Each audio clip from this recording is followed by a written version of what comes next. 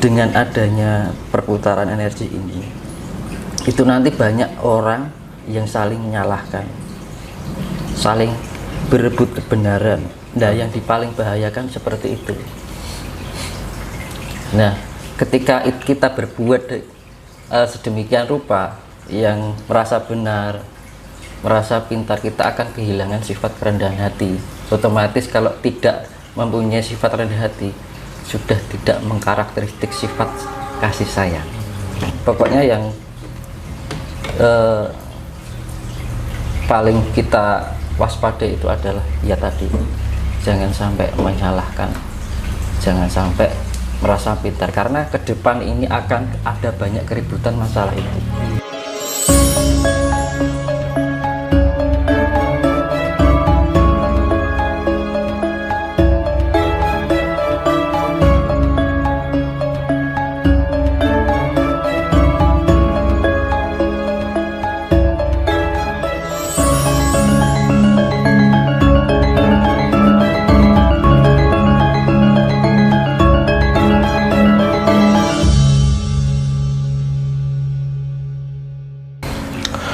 Selamat malam Mas Tinus. Ya, Rahayu. Rahayu. Tepat pukul 1 dini hari. Anu rondo ya. Iya. Kemunculan Mas Tinus ini di samping mengajar, mendidik, menginspirasi dan menggerakkan teman-teman yang masih muda untuk lebih masif lagi belajar tentang kesejatian, tentang kebenaran-kebenaran berdasarkan sebuah fakta dan logika atau kasunyatan begitu.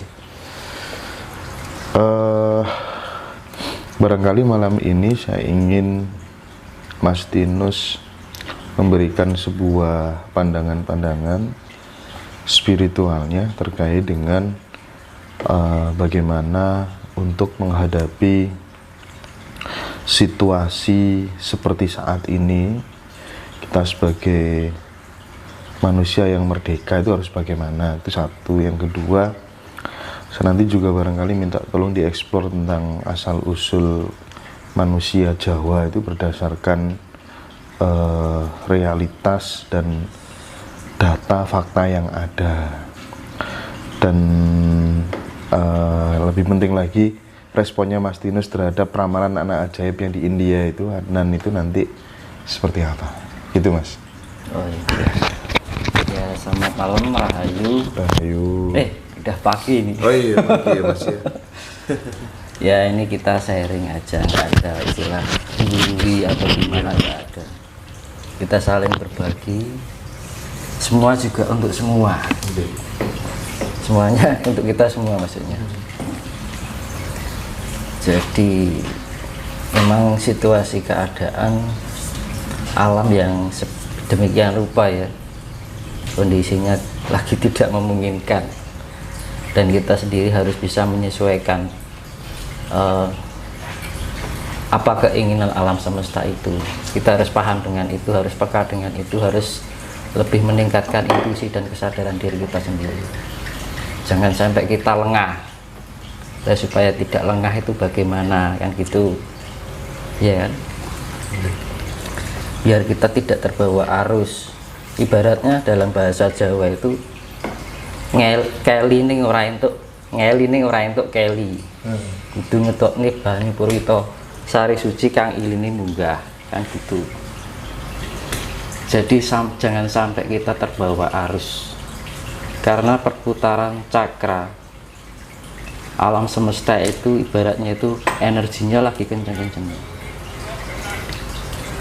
Karena kalau dari apa yang saya rasakan kan akan ada transisi perpindahan zaman, dan setiap zaman dahulu sampai sekarang itu transisi selalu ada, dan setiap transisi perpindahan zaman itu selalu diakhiri dengan bencana yang maha dahsyat. Nah, itulah yang saya bagikan untuk teman-teman semua, untuk saudara-saudara kita semua. Jadi intinya itu biar kita itu bisa menjadi orang yang merdeka, ya. Kalau kita udah jadi bisa orang yang merdeka kan enak gitu loh. Jadi tujuannya ini kan yang namanya, ini bukan suatu ramalan ya, tapi suatu kepekaan rasa. Kalau orang Jawa dahulu itu ada sesuatu yang akan terjadi itu ada feeling gitu ya.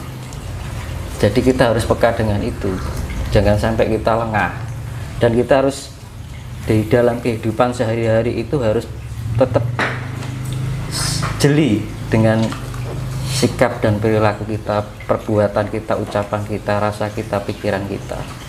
Karena gini, dengan perputaran energi cakra yang begitu besar ini, kan perpindahan transisi kan energinya sangat luar biasa. Itu akan sangat mempengaruhi jiwa emosional. Nah, emosional itu akan mempengaruhi sifat-sifat negatif yang tertanam di dalam raga kita, ego yang utama. Nah itu, jadi dari sifat-sifat itu menjauhkan kita dari sifat AC. Jangan sampai kita kehilangan kasih sayang. Nah gitu.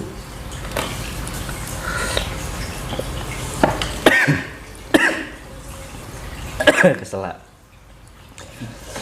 Terus kita intinya patokannya siji kasih sayang. Ketika kita emosional keluar, kita ingat lagi kudu duwe sifat welas asih, asah asih. Masuk. Nah, jadi gini, dengan adanya perputaran energi ini, itu nanti banyak orang yang saling menyalahkan, saling berebut kebenaran. Nah, yang paling bahayakan seperti itu. Nah, ketika kita berbuat sedemikian rupa yang merasa benar, merasa pintar, kita akan kehilangan sifat kerendahan hati. Otomatis kalau tidak mempunyai sifat rendah hati, sudah tidak mengkarakteristik sifat kasih sayang. Tanpa sadar, kasih sayang itu suatu kata yang sederhana ya, tapi nggak mudah untuk dijalankan. Kadang-kadang kita lalai, lengah, kan gitu, kelenong. Makanya kan perlu tingkat yang namanya spiritual itu biar kita lebih peka, jadi responsif dalam otak rasa kita, lebih cepat merespon gitu. Jadi kalau ada tindakan-tindakan yang sekiranya kita tidak tersadari, akan segera teringat, terespon. Omonganku kok koyong ini ya. Nah gitu loh. Oh, aku kok dipikirannya lah ya. Oh kok aku di perasaan prasangka jelek sama orang lain. Iya kan? Iya. Padahal kita kalau berpikiran prasangka sama orang lain, belum tentu kita sendiri juga baik, dan juga belum tentu kita tahu sebenarnya orang itu bagaimana. Ibarat dalam bahasa Jawa, sawang sinawang, kan gitu. Nah akhirnya pokoknya yang paling kita waspada itu adalah ya tadi, jangan sampai menyalahkan, jangan sampai merasa pintar, karena ke depan ini akan ada banyak keributan masalah itu. Itu sudah, sekarang itu sudah berjalan. Semakin masuknya semakin dari semakin gitu terus berantem. Nah, untuk nanti mencari kebenaran, itu nanti curiga, nanti fitnah keluar macam-macam. Nah, itu berarti seiring berjalannya waktu tidak semakin surut, tapi semakin menjadi-jadi, semakin membesar. Putaran energi cakra semesta semakin berdampak pada emosional. Nah, kalau kita nggak segera melatih tingkat spiritual kita, kan tujuannya spiritual kan biar kita lebih bisa mengendalikan diri, lebih mengontrol diri, karena terbiasa dengan kehidupan yang lebih tenang, sehingga kondisi kita lebih terseimbang. Jadi orang gusa-gusu, ojo kagetan, ojo gunan. Jadi kalau ada sesuatu tuh jangan diterima mentah. Kita harus benar-benar dalami secara matang. Kira-kira misalkan jenengan ada omongan dari orang ini, kira-kira gitu kan gitu. Jangan terlalu mudah diterima untuk secara mental lah gitu. Iya, Mas. Jadi makanya hati-hati banget karena jebakan-jebakannya seperti itu, nggak sengaja kita melakukan tanpa kita sadari kita terjerumus dalam itu. Ibarat ikan itu terjebak oleh kail si pemancing, tanpa sadar dia terjerat pada ketidakadilan, kan gitu, kan mesake kan gitu.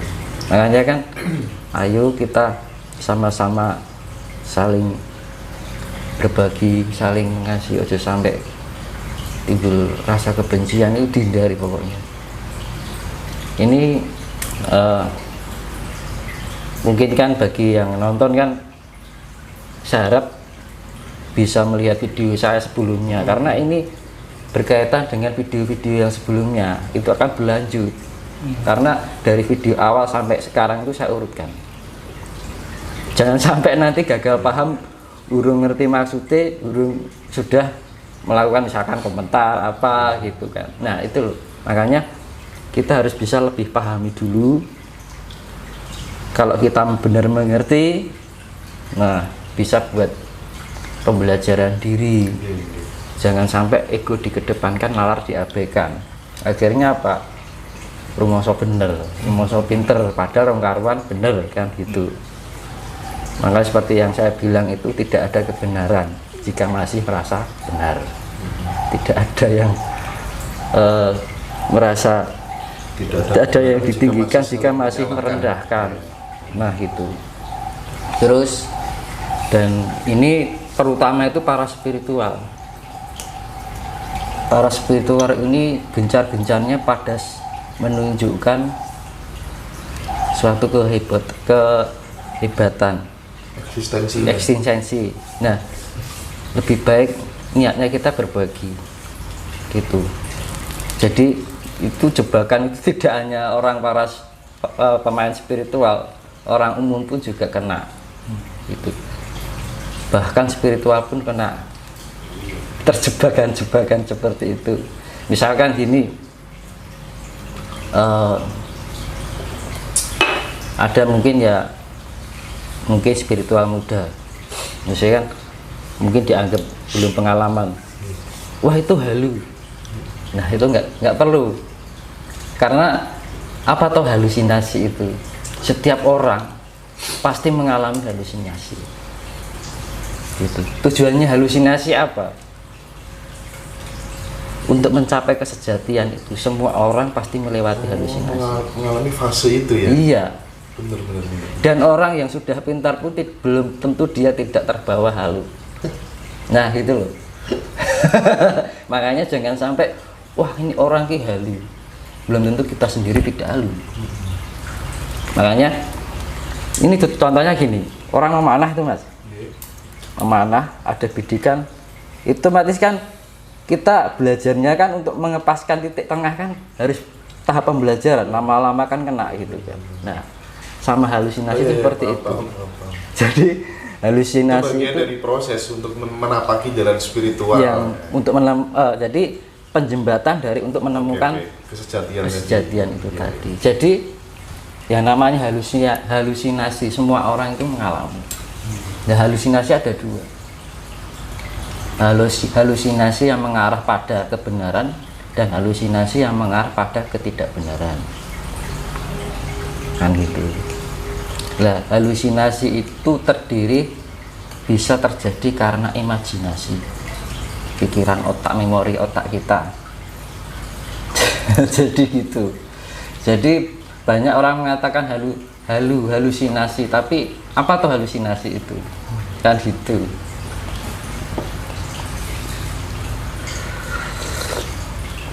Jadi setiap orang pasti mengalami yang namanya halusinasi. Jadi kalau kita melihat orang seperti itu, action yang kita lakukan adalah kita mengarahkan, misalkan bagi yang sudah tahu ya, misalkan contohnya gini, mas kayak orang latihan panas itu kan, ini caranya begini loh biar pas. Nah gitu, sifatnya jangan disalahkan atau direndahkan. Nah, jebakan-jebakan yang seperti itulah yang akan menjauhkan kita dari sifat welas asih. Ya intinya pokoknya melihat sesuatu yang sekiranya secara mainstream tidak cocok dengan diri kita itu jangan terus kemudian menjustifikasi salah, menjustifikasi halusinasi dan lain sebagainya, karena orang itu mengalami fase hal-hal yang autentik di dalam dirinya sendiri-sendiri. Jadi salah menurut kita belum tentu. Nah, gitu kan. Gitu. Karena setiap manusia itu perjalanan atau proses fase-fase itu pasti melewati. Kan? Dan itu setiap menemukan kesejatian itu, misalkan saya mencari barang A, saya harus melalui halusinasi untuk menemukan kesejatian. Itu ke barang B lagi melalui halusinasi untuk menemukan kesejatian. Seperti itu terus. Dan tidak ada orang yang tidak pernah melakukan halusinasi. Semua orang malam. Jadi kita sama-sama murid, jangan menilai. Nah, gitu. Biar gurunya aja yang ini. Nah, kalau ada yang seperti itu, kita arahkan. Ayo, ini caranya gini loh. Teori ini untuk misalkan mau manah ki, oh caranya seperti ini. Itu biar tujuan saya ini kan biar ayo toh kan gitu loh. Kabeh ki bagian dari kita semuanya gitu loh. Kalau kita mau berbondong-bondong saling menyalahkan, saling menjat, terus piye kan gitu. Tujuan spiritual gopo to jane kan ngono loh. Akhirnya kan lepas atau keluar jalur, iya kan. Padahal kita mengidentifikasikan diri kita bahwa kita adalah spiritual. Tapi kita tidak hanya sebatas status, tapi benar-benar hakikatnya itu ada. Ya itu loh.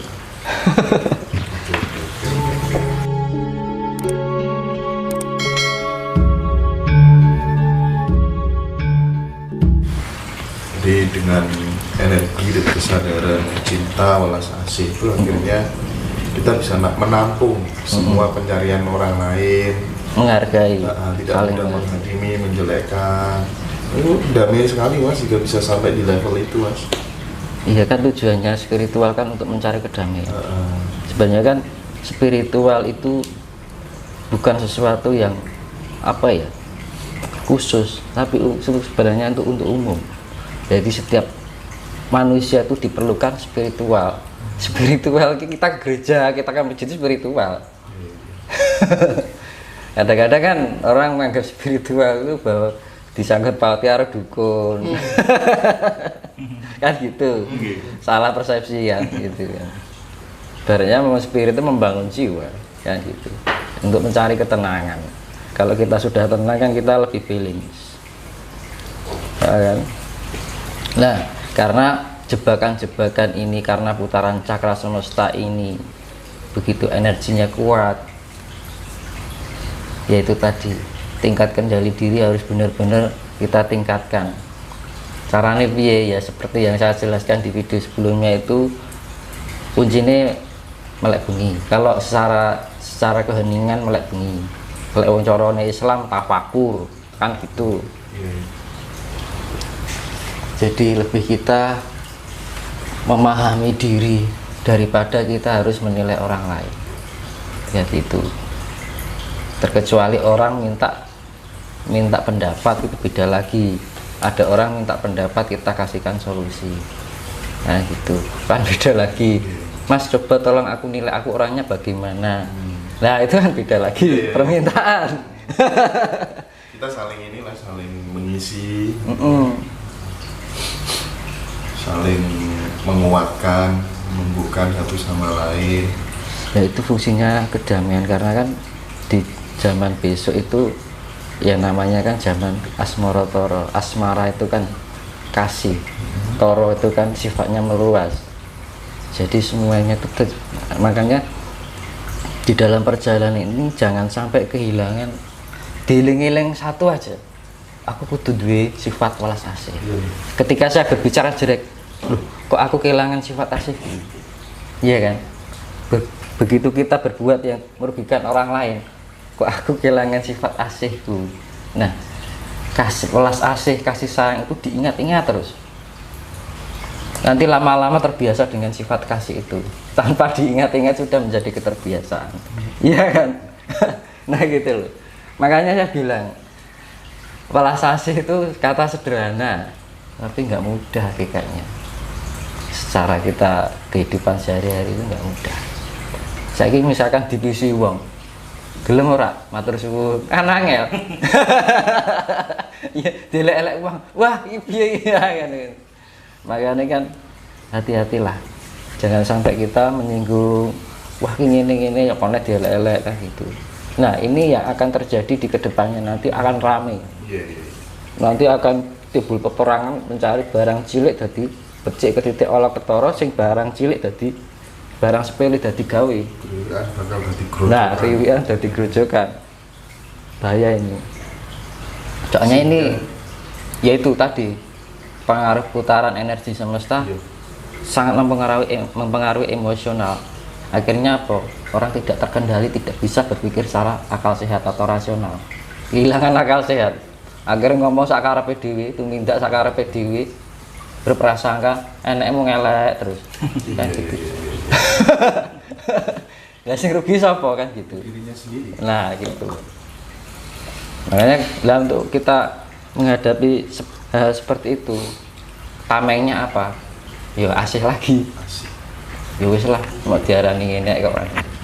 Yang penting Gusti Allah sing ora ngarani kan ngono to. Diarani menungso gampang seperti itu. Iya, Mas.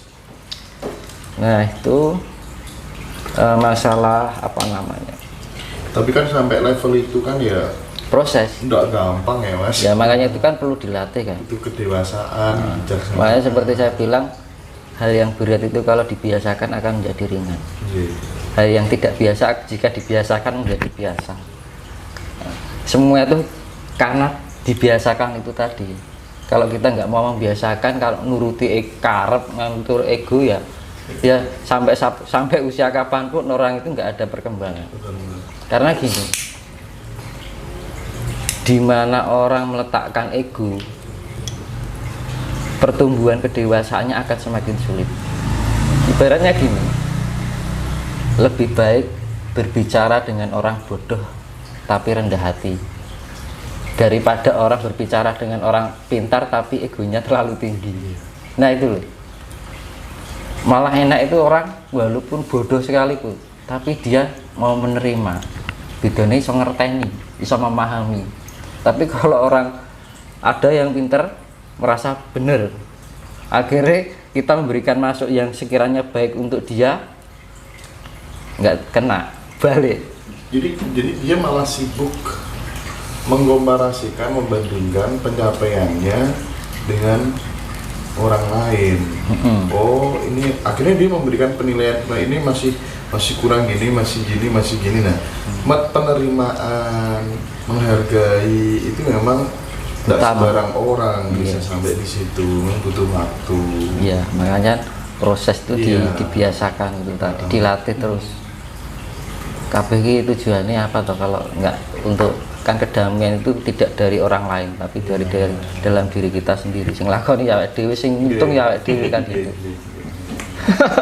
Iya Mas, penting sekali itu supaya ini ya namanya fungsinya spiritual kan untuk itu Mas. Jadi kita lebih ya seperti saya bilang kemarin yang di video sebelumnya itu kita lebih mawas diri, lebih ngulat sariro, lebih tepo sariro. Nah dhewe ngomong ning wong liya kira-kira omongane dhewe nglarani atine wong kok ora iki dipikir. Karena apa? Kita bisa bermain dengan drama kita, tapi kita tidak bisa bermain dengan karma kita. Karmane sing gawe sapa? Ora wong liya, awake dhewe. Lah karmane iku metune saka ngendi? Terutama ning lambe. Pikiran, rasa elek. Nah, iki lho yang perlu dihindari. Nah, kamangka untuk perpindahan fase peradaban zaman baru itu yang dicari adalah orang yang mulutnya bersih, pikirannya baik, hatinya suci. Hatinya suci itu dalam arti selalu berprasangka baik. Itu yang namanya level smart kecerdasan. Jadi smart, positif, smart, kita berpikiran positif kan gitu, positif heart. itu inner beauty, iya kan? Positif soul, jiwa itu untuk pengendalian, ya kan? Positif raga itu adalah power, kekuatan. Mas, ini saya langsung to the point aja ya. Gimana caranya langkah konkretnya, realnya yang bisa diterapkan di rumah masing-masing supaya orang yang dekat dengan kita itu terasa damai, omongan yang keluar dari mulut kita menyejukkan, ada sesuatu yang berbeda ketika dekat dengan diri kita menjadi pencerah secara tidak langsung, ya kan? Ada aura positif yang tertular ke sesama. Ini kan saya pengen tahu langkah konkretnya, realnya supaya tidak mentah pada tataran wacana, dialog-dialog, diskusi-diskusi yang kita bangun itu. Nah, praktik nyatanya yang bisa dikerjakan di rumah itu loh, apa gitu Mas? Jadi kan gini, ada dua, kan topo wening karo topo ngerami, iya kan? Kalau topo wening itu kita di saat di dalam keheningan, kita sering-sering introspeksi diri, perenungan, ya kan?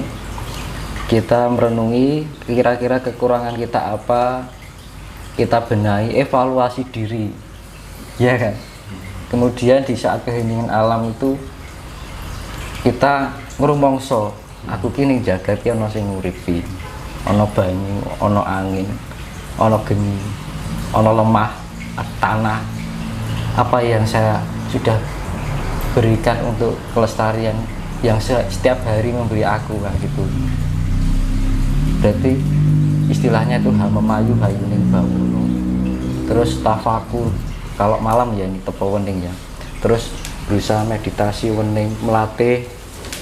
Kalau kita sudah melatih dengan itu, kita akan dengan sendirinya nanti terbangun secara ketenangan itu loh. Kunci ini kan yang tenang sama Mas. Jadi di dalam keheningan itu untuk melatih ketenangan, keseimbangan diri biar di dalam kehidupan sehari-hari itu tidak mudah goyah, terbawa emosi karena keadaan ekonomi, keadaan masalah keluarga, kan gitu. Khawatir gua aku piye yo, gitu. Tapi kalau orang yang sudah tenang, sudah terlatih dengan ketenangan itu, nggak khawatir akan apapun. Bahkan gue piye ora ono sifat khawatir, nggak ada. Terus kalau sifat khawatir itu apa, larinya ke emosional. Pikiran menjadi tidak sehat, akalnya sudah tidak berpikir secara logis. Ngomong sakarepe dhewe, akhirnya cenderung omongan kita tanpa sadar menyakiti orang lain. Iya kan? Makanya dibangun itu dalam, ya seperti yang jenengan bilang dulu, sing anu masa akhirnya, nah itu loh. Jadi malam itu kita mempersiapkan diri untuk di kehidupan sehari-hari, kan gitu. Dan itu harus dilatih terus. Dan jangan ada niatan itu hanya sesaat, kudu telaten. Kalau belajar masalah kasih hanya keinginan sesaat, percuma. Jadi harus konsisten ya? Konsisten, harus terlatih tiap hari. Nah, dasarnya apa? Dasarnya satu, niat. Kedua, tanggung jawab. Kenapa dibilang tanggung jawab? Lah dhewe iki urip ning dunya nek sing nguripi lho. Terus ade tujuan urip kon ngopo, mosok kon mangan turu, nyising, kan ora mungkin kan gitu. Paling enggak kita bermanfaat untuk alam ini. Sehingga iki urip ade sapa kan gitu. Iya kan? Lah itu rasa rumangsa itu tadi. Ya toh? Terus rasa tanggung jawab itu tadi. Misalkan orang puasa beda. Misalkan orang laku puasa 1 hari sampai 40 hari. Nah, karena ada keinginan sesuatu mungkin ya. Itu habis itu balik neh padha wae. Tapi kalau melatih ketenangan diri untuk pencapaian kedamaian dan kasih sayang itu tadi, kan yang namanya ketenangan, kedamaian, kasih sayang itu satu paket, pasti itu terjadi. Kalau kita sudah tenang, pasti kita menemukan kedamaian. Di saat kita menemukan kedamaian, kita mempunyai pribadi yang penuh kasih sayang atau welas asih. itu pasti. Jadi kalau kita mendapatkan terpaan omongan orang gitu, mungkin kadang-kadang kita terbawa, tapi baru kok langsung respon, oh ya wis lah gitu kan. Omong-omongannya wong kan gitu, ibaratnya seperti itu. Bisa disimpulkan begini, parameter orang yang sudah selesai dengan dirinya sendiri itu dia tidak akan pernah terbang ketika dipuji, dan dia juga tidak akan merasa tumbang saat dicaci maki. Nah itu Nol. Iya, nol. Jadi gini, nanti saya perjelaskan masalah secara ilmiah ya. Itu nanti berkaitan dengan proton, elektron, neutron. Nah, ini jadi saya bahas ini kan pertama ini menyikapi kondisi alam semesta yang tidak stabil, tidak kondusif ini kan kudu pinter-pinter ae dhewe beradaptasi dengan keadaan lingkungan alam. Nek ora pinter-pinter ya wis Mas, gitu kan. Burung nengku nek enek wabah dengan sekian toh kita nggak terjaga, akhir lengah. Karena menghadapi virus itu juga kita juga perlu ketenangan juga. Ketenangan juga itu melatih imun kita. Aku pikirannya was-was, gerak jantung itu kencang. Jadi sel-sel tubuh ion kita tidak bisa berfungsi secara bagus. Distribusi darah ion-ion sel dalam tubuh kita itu tidak bisa berfungsi dengan bagus, akhirnya kondisi itu drop. Ada kan rongkokan pikiran itu juga marak ke loro kan ngono lho. Cepet tuwek iya kan gitu, kurang santai kan ngono. Berarti wong ki sing tenang kan ngono. Gitu. Ya tapi sebelum dilanjutkan Mas, banyak orang yang penasaran bagaimana cara Mas Dinus Patrap ketika semedi. Mohon dijelaskan secara konkret, secara real supaya aplikatif gitu loh Mas. Ya itu tadi permintaan teman-teman. Kalau kan saya di pokoknya di masa-masa sekarang ini kita harus ya tadi utamanya rajin, niat, ya kan. Kalau bisa, kalau mau, kalau telaten di atas jam 12 itu mandi. Oh iya. Yang berangsang mandi itu kan untuk meningkatkan ion positif, ion-ion kita itu aktif gitu loh, seger. Ya, air kan sifatnya penetralisir untuk menambah energi. Jadi kalau recharge, jadi pengecasan ulang. Kan gitu. Kalau kita posisi mandi, pikiran fresh, pokoknya anu kan gitu, seger gitu loh. Terus rahasianya apa? Kok harus di atas jam 12 malam? Dan jam 12 malam itu kondisi alam semesta itu energi elektrikannya sangat pekat. Karena perputaran bumi ini, karena bumi posisi di jam 12 itu matahari di bawah, tidak terpengaruh oleh radiasi. Gitu ya? Iya. Radiasi dari matahari itu tipis. Nah, di saat kondisi berbalik arah ini, kondisi ion positifnya itu sangat luar biasa.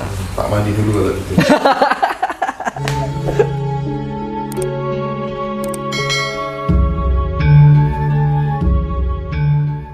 Mas Dinus itu punya tradisi mandi di atas jam 12 malam tuh sejak kapan, dan efek positif apa saja yang dirasakan selama ini?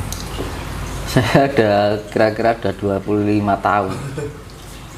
Jadi sampai ibu saya, sampai bapak saya dulu sampai hafal gitu, tiap malam gitu mandi, di walaupun pergi di mana mandi. Itu pengaruhnya juga bagus untuk kesehatan. Itu bisa membuat orang itu ion-ion positif. Otak kita juga berpikir secara positif. Iya. Ya kan, prasangka juga bisa terbawa positif. Jangan budrek lagi pusing, mandi saja, nantilah ada pengurangan. Iya gitu. Iya, itu fakta. Saya dari dulu Mas, dari dulu emang nggak peduli, katanya orang kan mandi malam itu jelek. Ya itu tadi. Kalau saya enggak, dari Iya. dulu enggak gitu biasa. Karena kan kalau di jam 12 ke atas itu sudah suhu itu sudah menyesuaikan dengan tubuh. Iya. Tubuh itu sudah menyesuaikan dengan suhu. Kalau jam 4 sore sampai jam 9 itu kan kondisi perubahan antara siang dan malam. Jadi kondisi suhu itu kan sudah belum bisa selaras. Tapi kalau malam itu bagus. Jadi air di malam hari sama di siang kandungan ion positifnya itu lebih banyak. Energi positifnya, apalagi kayak kita mandi di pertapaan atau makanya kalau di sumber-sumber air itu orang yang pada mandi kayak orang pertapa itu mandi di sumber-sumber air itu positif bagus. Jadi ion-ion itu yang jadi kayak unsur-unsur negatif kita itu kayak lepas gitu secara eksternalnya itu, dan itu membawakan di dalam juga secara pengaruhnya didorong oleh meditasi itu tadi. Jadi bikin orang itu lebih awet muda. Iya. Karena ya gitu sendiri, saya juga bukti ke dewe kan gitu. Orang gampang loro-loro. Iya. Iya bener itu. Jadi nggak gampang, paling loro-loro paling mentok ya masuk angin. Kecapean gitu. Biasa wajar. Flu ya Mas ya. Kalau flu jarang ya? Jarang ya? Iya. Lek masuk angin ya Gitu ya. biasa lah. Tuh. Jadi fungsinya itu untuk itu tadi pikiran positif, smart thinking, perasaan positif, inner beauty, ya kan? Iya. Jiwa positif, self control, jiwa kita lebih bisa terjaga atau terkendali. Raga positif itu adalah power. Makanya kan loro pikir iki tombone apa Mas? Budrek mungkin iso ya. Apa obat Indonesia kan ngeluh lah ngono. Kan orang kalau berpikir kenceng kan tegang sarafnya. Iya kan? Nah, itu kalau bablas lagi ini rasa tombone rasa. Misalkan orang lagi galau. Hati obatnya hati. Tapi kalau sakit jiwa piye Mas? Kira-kira obatnya apa? Gitu loh. Nah, mendalam lagi loro rogo, misalkan kayak stroke kan gitu. Nah, stroke itu terjadi karena apa? Karena ada separuh dari tubuh ini peredaran darah tidak lancar. Nah itu karena yang mempunyai, kita bisa merasakan, kita bisa bermain HP, ada senyawanya. Kalau dalam bahasa biologisnya senyawa. Darah itu kalau bahasa, jadi sel yang ada di dalam darah itu bahasa biologinya adalah ion. Kan gitu. Jadi kita bisa ngerasa kayak kasar, halus itu kan karena itu. Iya. Ion itu apa toh ion? Kumpulan atom yang bermuatan listrik. Nanti saya jelaskan masalah ini. Enggak. Jadi saya agak saya terus kemudian ingat flashback pengalaman saya dulu Mas. Sekarang saya dulu kan memang muter cari kebenaran, cari kesejatian, cari guru yang benar-benar pas begitu. Nah suatu ketika itu saya di Pasuruan Mas, ada pondok pesantren, pengasuhnya itu namanya Pak Yai Ghazali. Ya beliau sangat disegani di sana. Ini yang menarik, yang mondok di situ itu orang-orang bermasalah semua. Kalau nggak rampok, narkoba, segala macam, pokoknya orang bermasalah. Gila juga ada gitu kan, dikejar polisi karena nyuri segala macam banyak. Nah diwajibkan di sana tiap jam 12 malam mandi Mas. Setelah mandi zikir. Nah saya teringat, oh iya logis juga ya dilakukan ternyata. Iya, dan itu sangat luar biasa. Karena kalau kita terlalu banyak sering berpikiran buruk, ya kan, berperasaan buruk, ya kan, itu kan pengaruhnya kan akhirnya terbiasa dengan jiwa-jiwa yang arogansi. Akhirnya apa? Secara nggak sadar, kalau secara bahasanya karma lah, karmanya itu ngumpul. Nah, dibilang karma itu adalah terlalu banyaknya. Karma itu adalah hukum sebab akibat atau feedback. Iya.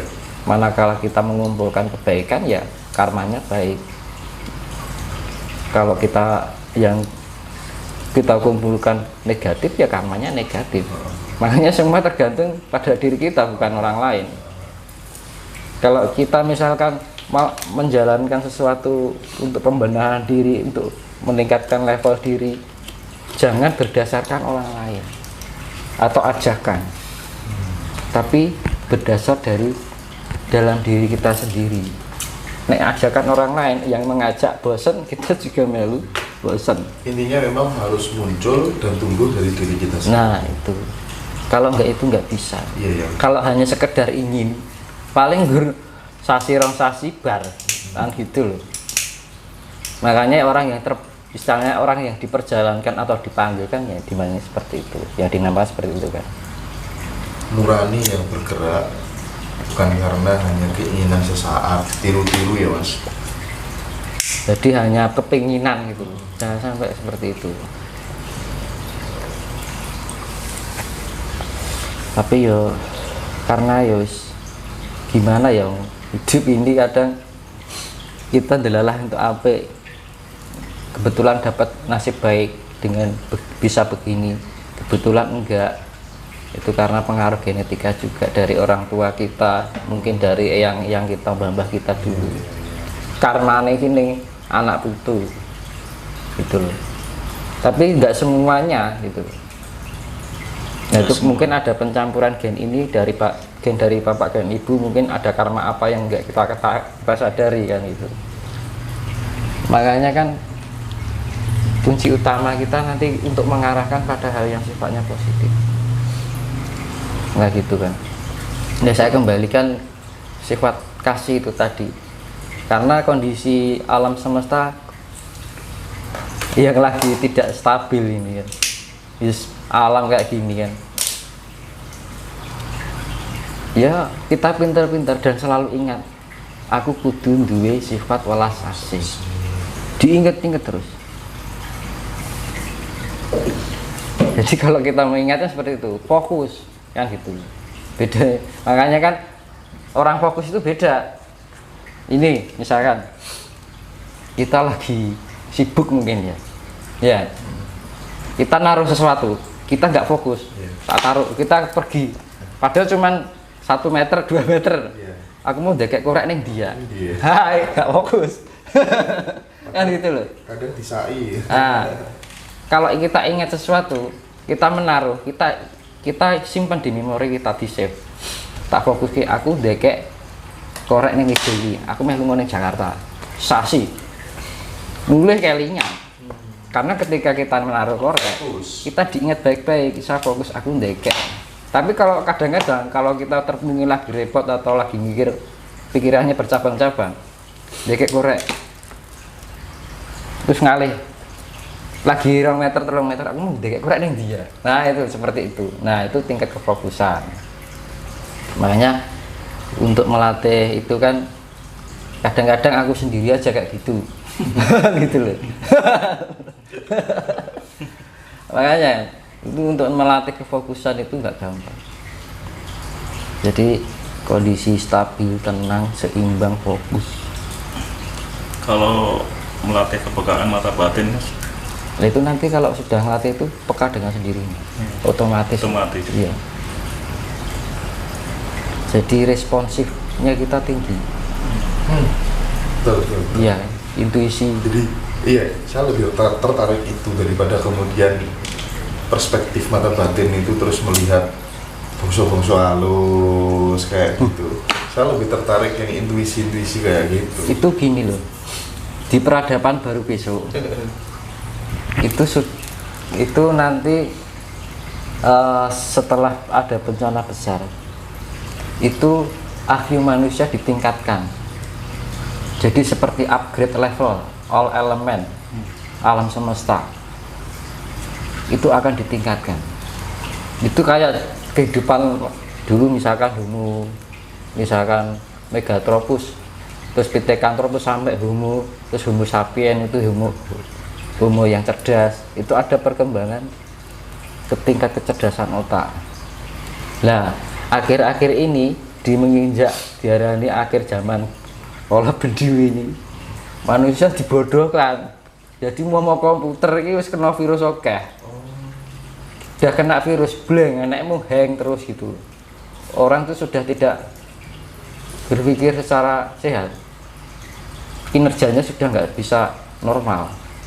Nah, makanya komputer itu kalau diinstal ulang kudu diapake sih, Mas. Nanti Kalau di-upgrade itu kudu diapake sih. Ya, harus diamankan data-datanya. Reinstall loh. Iya.